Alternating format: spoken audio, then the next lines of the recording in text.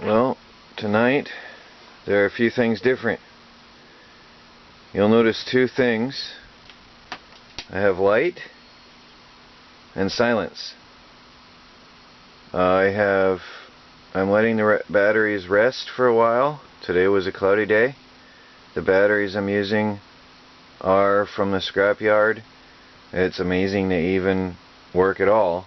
I was intending to restore them, but in desperation I'm using them for now. I have some little camping LED lights that are putting out a fair amount of light, and I have my new LED light I bought for this purpose, and I must say it's impressive. It's doing a good job. So with just these three light sources, I have a nice atmosphere. I can live with it. And then one thing you'll notice right here, I have the Mr. Heater Buddy. A lot of people have suggested using this. I have had it, yes. I just didn't have the money for propane. I did get a tank today, and I'm going to use this for a few days until I get the main wood stove fixed. I am tired of playing with a dangerous wood stove, and the Mr. Heater Buddy will keep me going for a few nights. Well, tonight I'd like to talk to you about light. In the last few nights, the subject of light has come up quite a bit. Some people have said you don't need light. Some people have said go back to primitive ways. Some people have said living off the grid.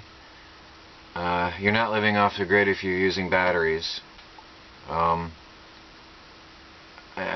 think actually some people are thinking that living like the Indians or like cavemen is off the grid. But to me, off the grid it means having no connections to the outside world, but it does not mean going without modern comforts. Going back thousands of years, people have had light. There's archaeological evidence of in Egypt, I think it was, they actually found a battery that was able to provide enough power to have light. And before we had electronic lights, like these little LEDs here, we had torches, we had fire. Man has always had light. And as long as I have the ability to have light, I'm going to strive to have the modern convenience of light at the push of a button. And if it comes to that day when I have to live primitively, then I will use fire. Well, I have my little Mr. Heater here on all night. One of the things I don't like about propane is you get a lot of condensation on the windows. That's not good for your camper. That's not good for anything. That's one of the, there's some good view of some bad condensation on the window. It's one of the major drawbacks of propane. But it kept it about 50 degrees in here last night. I kept it on low. It burns a lot less fuel that way and it lasts longer. And it kept the chill off. It was 32 last night outside and 50 inside, so it was alright. I have the propane tank outside, and the hose runs up into the camper where the original heater duct was. I had that duct tape off when I wasn't using it. And that simply goes into my little Mr. Heater Buddy. So you all know that's outside and it's safe. Well, with the sun shining, I'm hitting nearly 5 amps with my Harbor Freight panels and my struggling old panels, and 13.8 volts under charge with the junkyard batteries. So if the sun shines full, I'll bring the camera out in this and see how many amps we get in total.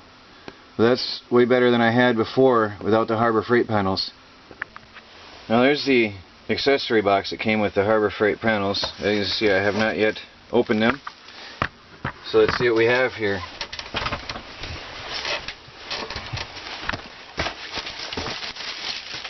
There's a light socket.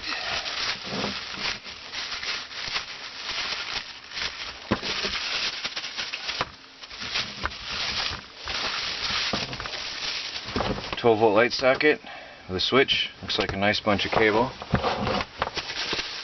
There's another light socket. Some accessory wires.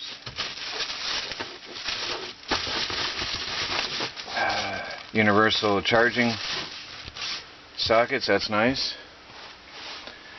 For all different sorts of plug-ins. Okay, this is the main hookup wires, it looks like.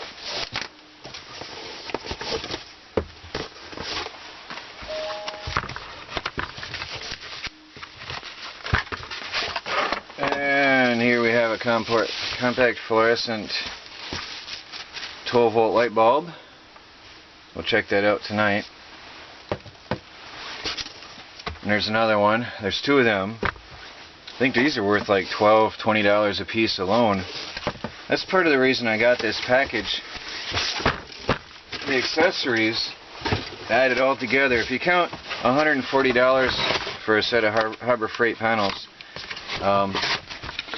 for 45 watts, it's not a good deal. But if you count all the accessories you have, I think it adds up to be a worthwhile package.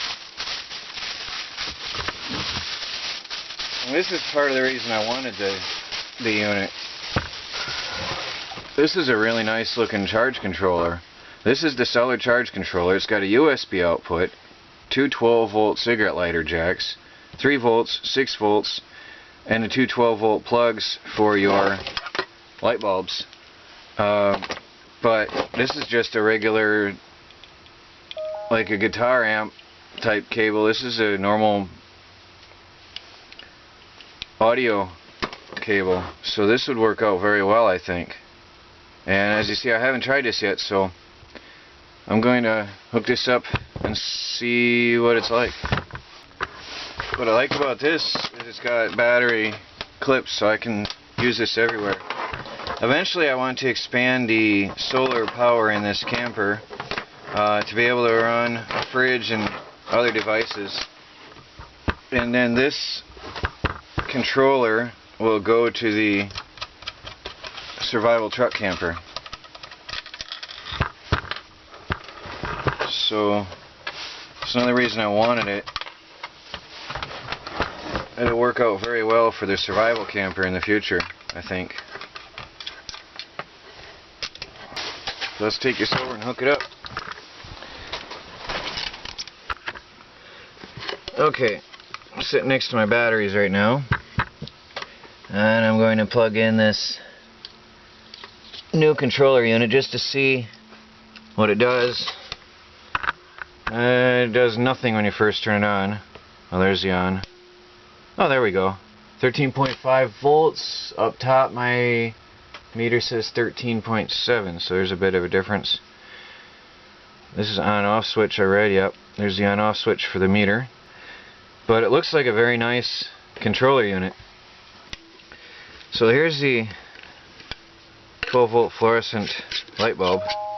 Is this 12 volts, 380 milliamps, so 5 watts. Uses 5 watts of energy.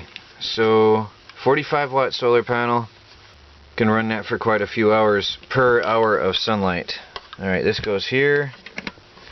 On off switch, there we go. That's bright. That's nice. We'll have to see how that is tonight and come back to that. It does drop the voltage. If you watch the voltage meter here, it does use some power and it lowers the voltage a bit. For 5 watts of power.